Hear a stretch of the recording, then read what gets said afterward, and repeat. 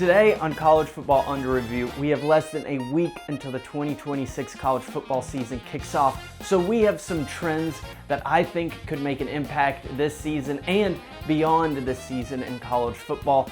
And did you hear? The AP poll put out its preseason top 25, and we're going to see if it is absolutely preposterous with our first thoughts and reactions. And reacting to the Michigan-Ohio State debacle over their rivalry, are rivalries in and of itself starting to become irrelevant with the implementation of a 12-team playoff. And our Week 0 previews are here. We're going to give you our Game of the Week and Impact Game previews for Week 0. Shamawn with your bad self because Under Review is coming up. Yeah, sorry. Live TV. Live TV freaks me out a little bit. As coaches, we failed to make our coaching points and our points more compelling than their fat little girlfriend. I really have no pain in my arm. I just can't feel my arm. Wow, I'm telling you, quarterbacks, you get all the good-looking women. Personal foul, 69, offense is giving them the business. Welcome to the show, baby! It's been a long journey, folks, but we have made it. College football is finally back. As I'm recording this, it is 6 days away from kicking off in Dublin, Ireland, with UNC and TCU. So with the long journey of the offseason coming to a close, we've got some things that you need to keep an eye out for this season with some trends that I believe are going to be going into this 2026 season, or at least give you some questions to think about if this could be one of the more chaotic seasons that we actually see in college football, and you'll see why. First up, though, is one interesting, how would you say, strategic move by the new conference back in its rightful place as the Pac-12.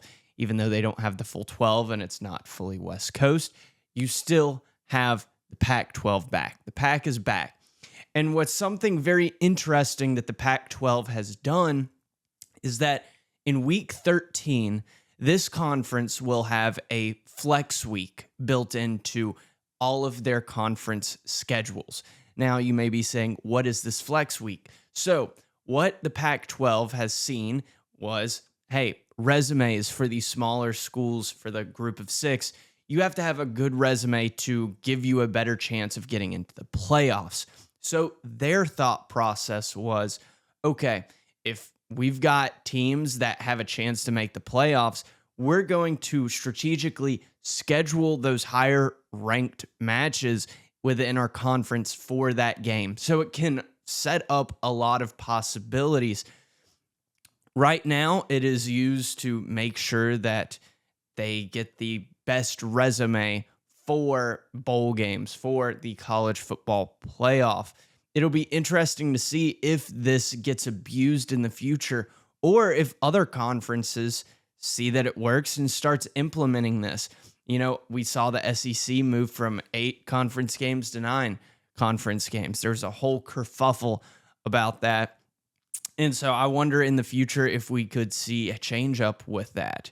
You know, some conferences, it could be interesting to see if they manipulate it to where the ACC, you don't have that awkward game tiebreaker where Duke goes into the conference championship game instead of Georgia Tech or Miami or someone else that they think deserves it. But this is going to be a trend moving forward. These group of 6 conferences are going to find ways to innovate the game, innovate ways to make their situation more successful down the road and try and sustain something that they know is tough to compete against with these Power 4 programs. So, group of 6, they are going to innovate the future, but this Pac-12 Flex Week is already kind of the hint at what's to come, and kind of, they're not bending the rules at all, but they are thinking outside the box, which is what I think a lot of these programs are going to be doing more frequently. Now, the next one about this season is, does age really become one of the biggest factors in college football?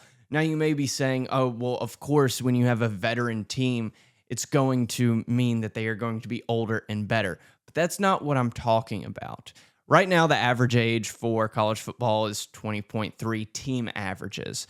for 2026. What I'm saying is that we have had all the debates, all the discussions. The NCAA has had problems with it. They just came out with a 5-year eligibility rule. As soon as you get out of high school or you turn 19, your 5 years start. And because of that, that takes an effect this year. There is still some, those weird years where you're kind of fit into a certain category. So some people are still, on NFL squads right now. They can still be in the transfer portal for college and go back down and play college.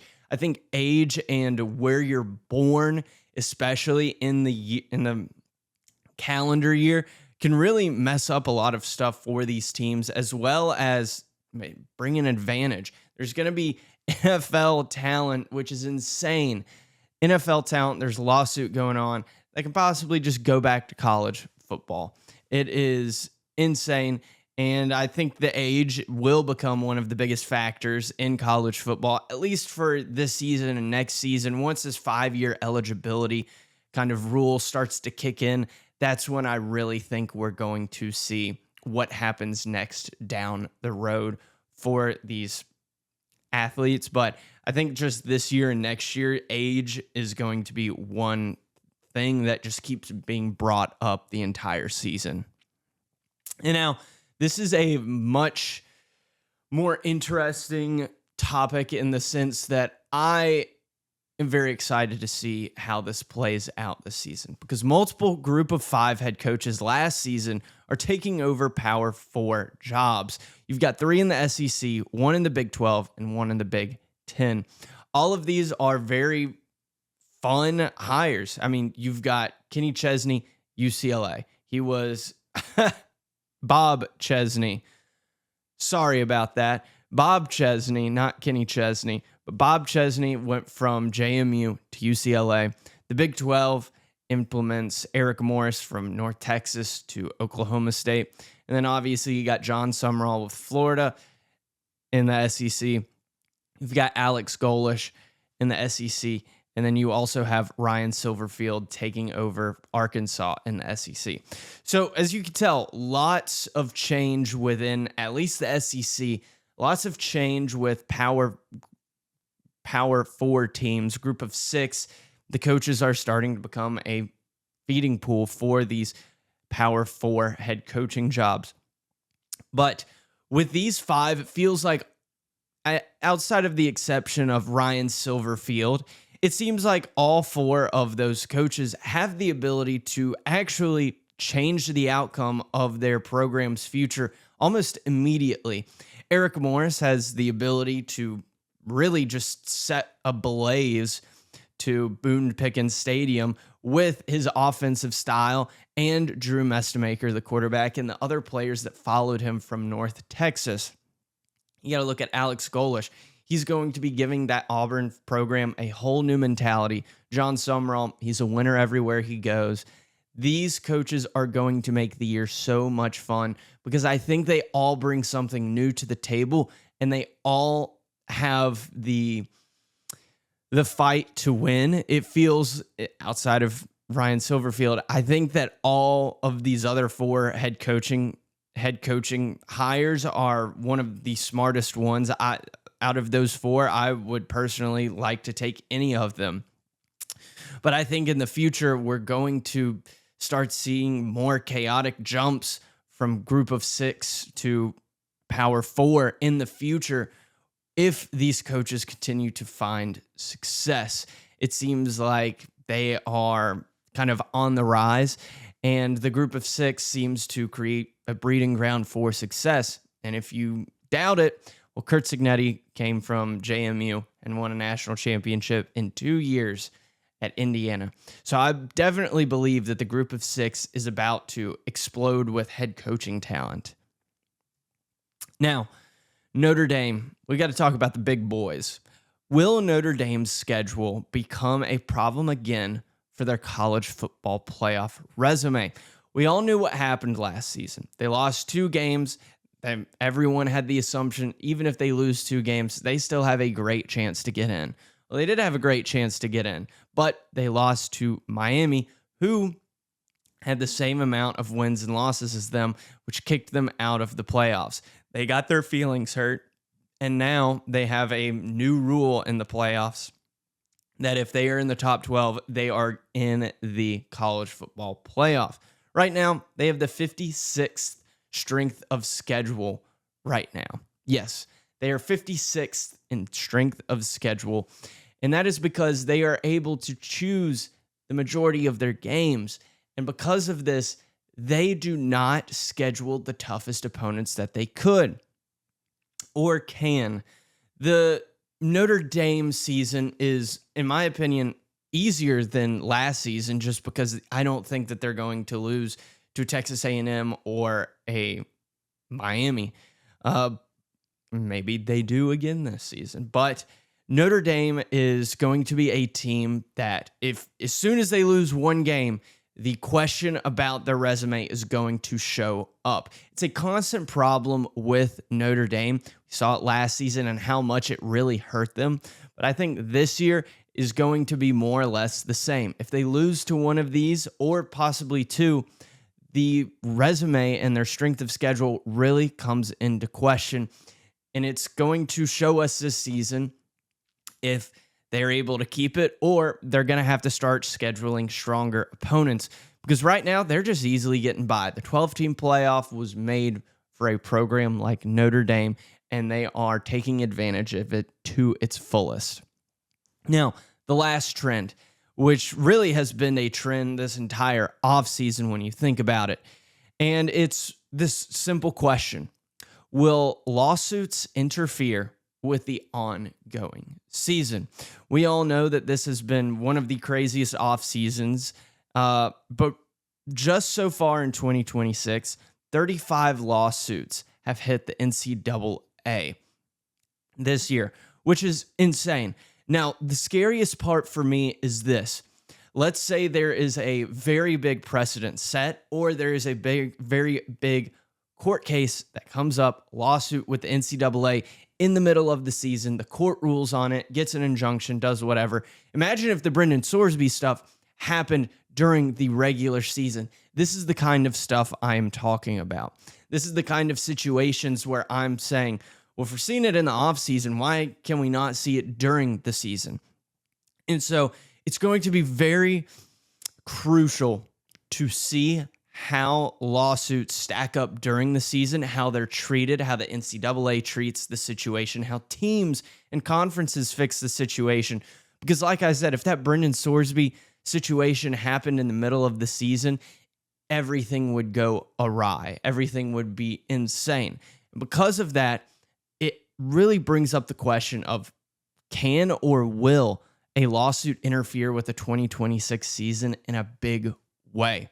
Let me know in the comments if you believe that there's a chance that lawsuits really become a problem in college football during the regular season. You know you're getting close to the college football season when the AP puts out the preseason top 25. So let's see if their poll is absolutely preposterous or it's actually good for the preseason, because the preseason AP poll is a little more important. It holds more weight, in my opinion, for a lot of the AP voters and for the college football playoff selection committee. They use this kind of as a base. We're kind of looking at the base for the entire season. They're setting a precedent within the rankings. But with these preseason rankings, it is very indicative of how good they believe the teams are, but not where they finish, in my opinion, because this AP poll, especially in the 7 to 13, could drastically just not even have 2 or 3 of these teams in it based on how their schedule looks and how hard their season is. So getting into it, I mean, 1 Ohio State and 2 Oregon. They have been 1 and 2 in almost every preseason poll that I have seen, so good on them. Georgia kind of at 3. It seems like the top 7 are interchangeable. You've got Ohio State at 1, Oregon 2, Georgia 3, Notre Dame 4, 5 is Texas, 6 is Indiana, 7 is Miami. I believe that these are the best 7 teams that can win the national championship. I think that list is kind of universally set in stone for this preseason, and the expectations for those 7 programs are the possibility of a national championship. And I think that they are interchangeable in almost every poll that I have seen. For this, though, it's wild that Indiana and Miami, the 2 teams that went to the national championship, are not really in the top 2, or they're the bottom 2 in that group of 7 teams, which is interesting. They did lose a lot of talent to the NFL, but still, all they had to do was reload. And you're talking about a defending national championship team placed at 6. But I think that it shows that they still respect a brand new kid on the block to success. When we look at Georgia, I think that Kirby Smart is really holding together that program. The reputation that they have right now. I mean, they've made the playoffs, but they have not made it past the quarterfinals in this 12-team format. Now, what gets very interesting is 8 through 13. It populates 1, 2, 3, 4, 5. 5 out of 6 of those rankings are SEC teams. The only one out of the mix, Texas Tech at 12. Now, what is going to be a very rude awakening for Texas A&M, Ole Miss, Oklahoma, LSU, Alabama. Not every one of y'all are going to be up here, and not every one of y'all are going to make the national championship playoffs. I mean, when we look at it, you have Texas A&M, Ole Miss, Oklahoma, LSU. All of those 4 teams are going to be playing each other at some point in the season, especially Alabama in the mix there as well. So some of these teams are going to be left disappointed. And so we see the AP poll put all these teams kind of in between each other. Because of that, I think we're going to see expectations for some of these teams really grab a hold on the fan base and force them into believing that they do have a chance at the playoff and that they deserve a chance at the playoff. But I don't think it's going to happen for some of these teams. Probably 3, 4 of them out of the 5 SEC teams will probably not have a chance at getting in there, but we'll see what happens. I just think it is a very dangerous mindset for some of these fans to think that they have a very great shot at the playoffs, because those 7 teams are really, in my opinion, are going to populate almost all those 7 spots in the playoffs. Now, when we get further removed from 13 and we're looking at, BYU at 14 with Southern Cal 15, Michigan at 16, I think Michigan is way too high up in this poll. They've got Bryce Underwood still. They have some new players. They've got Kyle Whittingham, but they just did not do anything crazy last season, so I don't know why they are still going to be so high on this AP poll. I just do not believe that they are there. I think they belong more around 19 and 20. Penn State is the same way. Rocco Becht came over. All they did was just get an Iowa State team to Beaver Stadium in Happy Valley. But Penn State's schedule is pretty easy this season, so don't be shocked if they do stay in the top 25 by the end of the season. But when you get further, I mean, SMU, Tennessee, I didn't include Tennessee in my top 25 just because I really don't know what the heck they're going to do this season. I really do not have any chips invested in Tennessee or their outlook or future. And then you've kind of got the rest, Iowa, Houston, Louisville, and Missouri populating the bottom. I think Missouri could have been higher up if Ahmad Hardy did not get that bullet wound in his leg this offseason. But with that in the AP preseason top 25, not too terrible. I just think it's dangerous for those SEC teams to have a certain belief about their season already.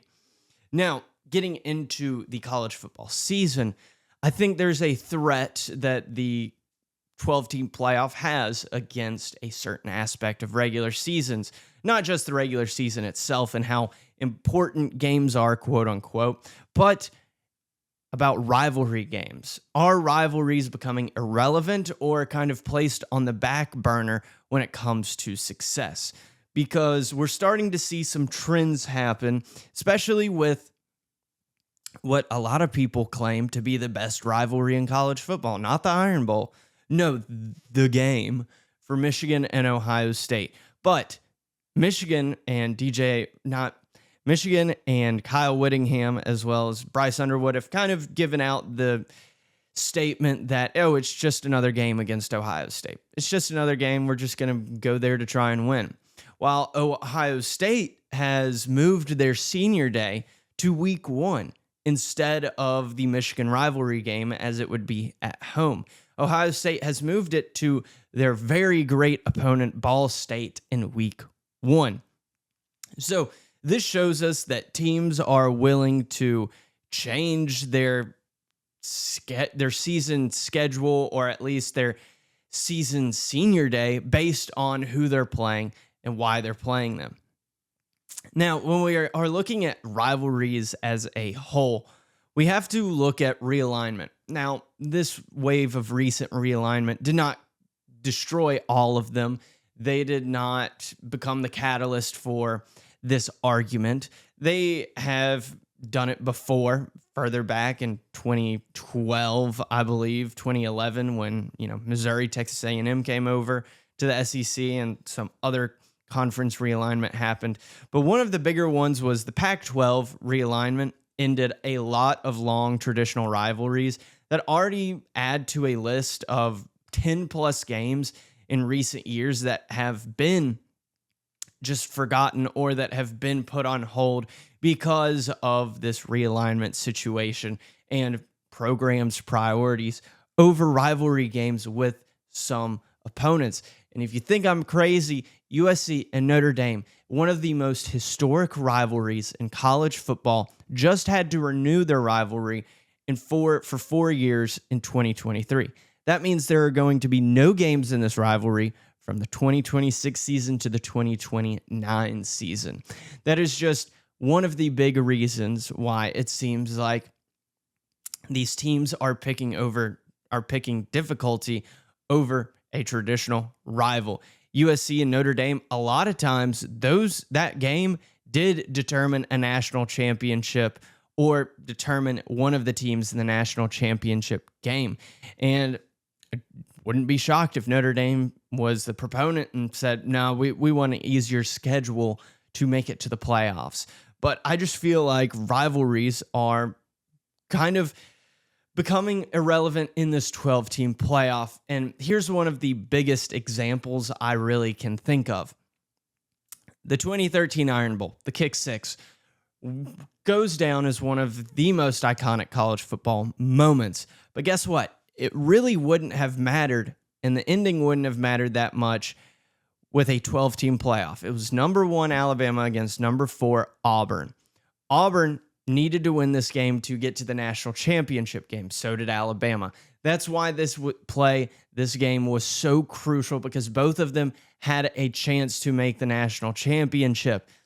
If this was a 12-team playoff, one would be going to the conference championship. The other one would most likely be practicing and getting ready for a playoff spot, thinking, it's okay.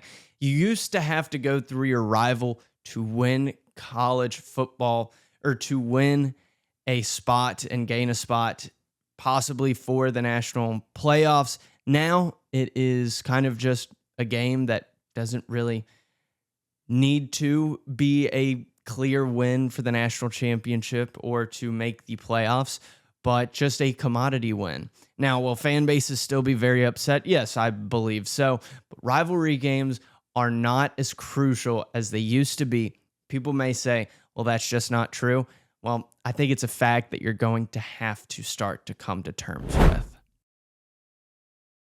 This year, we will not be doing our preview episodes for the weekend, but since it is week 0 and it is a momentous occasion that college football is less than a week away, I figured we give our game of the week for week 0 as well as our 4 impact games for the weekend college football slate. So our game of the week, it's no shock. It's going to be the game that kicks off the entire college football season in Dublin, Ireland. It's always going to be a spectacle, but what has really been a spectacle as of recent is the whole Bill Belichick, North Carolina experience.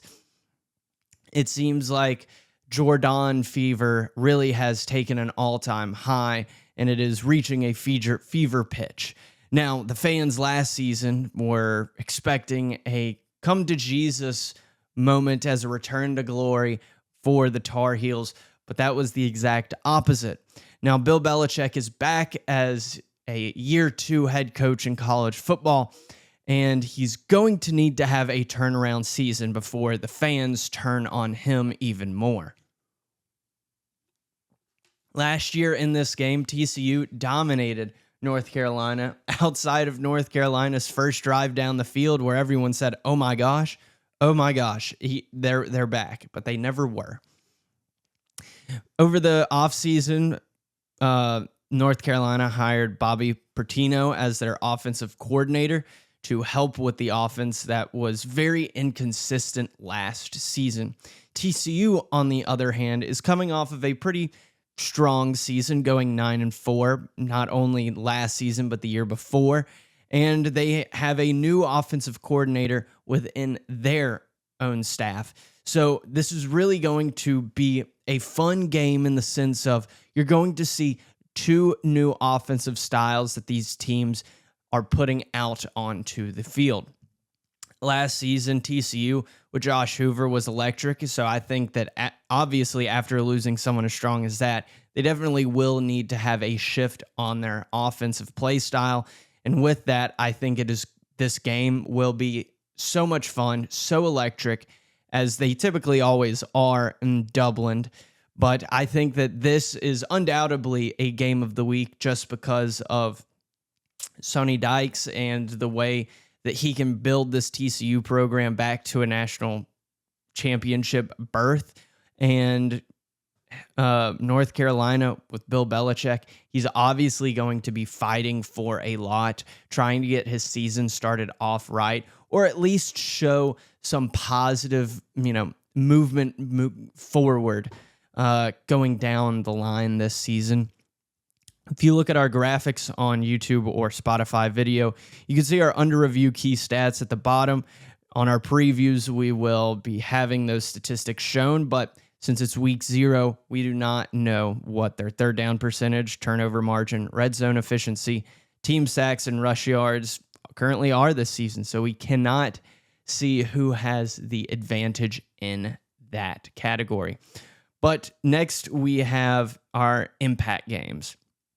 Saturday at 2:30 p.m., you've got NC State and Virginia squaring off. I believe this is not a conference game. They had a 2-year kind of schedule to where they would play each other and it would not count towards their conference, but I believe they will be playing again. NC State has Duran, their head coach, return for his 14th season, and they also have CJ Bailey again, who was high-flying, he was fast, he was ferocious, but he was inconsistent. And with that, I think it really puts the opportunity for more fireworks in this game to happen. Last season, this game was off-the-wall crazy. Virginia, they kind of feel like they're getting snubbed this season. They did not get any kind of love in the AP poll after coming off a record 11-win season for their program. And last year, they were ranked second in scoring defense inside the ACC in 2025. If anything, I think Virginia should easily win this game against North Carolina State, just because when you look at Virginia, I think that they have the staff retained. They have everything moving forward that they need. Everything that they needed last season was there. They just could not get it done with the ACC championship game. And so I think Virginia will have more of a chip on their shoulder, and I think they will play a lot stronger this season, but they're going to have to keep CJ Bailey contained against NC State. CJ Bailey's able to destroy him on the ground and in the air, then it's not going to look good for Virginia. Now at 4:30 on Saturday, you've got Jacksonville State and North Dakota State University. North Dakota's first game of Division I football begins this Saturday.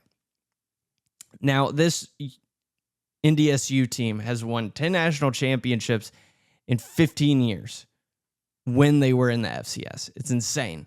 It's their first season in Division I. We're really going to see how they grow, how they matriculate into Division I, because this Jacksonville State roster is looking for a third Conference USA title appearance this season in 2026, which shows you that Jacksonville State is going to be a tough opponent for North Dakota State. And Jacksonville is returning 50 players. That is very big for retention. I think Jacksonville State really shows NDSU welcome to Division I football. I don't think there's a big opportunity for NDSU to do much. If they win, they'll just say, oh yeah, group of 6. It's just how they roll. I don't think anyone will be keeping an eye on this game, but you definitely should, because it's going to give you a great showing of how this team will perform the rest of the season. Then we've got 6 p.m., New Mexico State and Florida State. When we're looking at Florida State, I think that this game is very impactful because Mike Norvell needs to get the season going right. I think that he just needs to try and wipe this team out of the water, try and get everyone back on the FSU hype train, because they finished 4-8 last season. Not good at all. Their best player is going to be wide receiver Ty King. He will be the key player in this game, in my opinion.